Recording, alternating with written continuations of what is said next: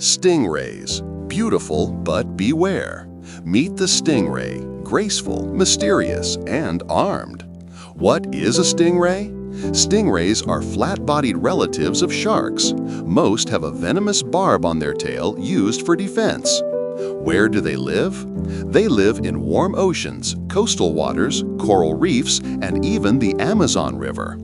Over 200 species of stingrays in the world. From tiny reef rays to giant ocean gliders, over 200 species cruise Earth's waters. Size range. Some are the size of a plate. Others, like eagle rays, can stretch over 10 feet wide.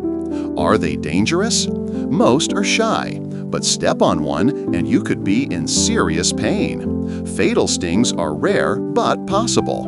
The sting. The barb is serrated and venomous. It punctures deep and causes intense pain and swelling. First aid tips. Soak the wound in hot water. Clean it. Get medical help fast, especially for deep or infected wounds. Avoid getting stung. Shuffle your feet in shallow water. Rays scare easy. Give them space and you'll be fine.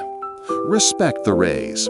Stingrays are ancient ocean dancers, not monsters. Respect their space and they'll respect yours.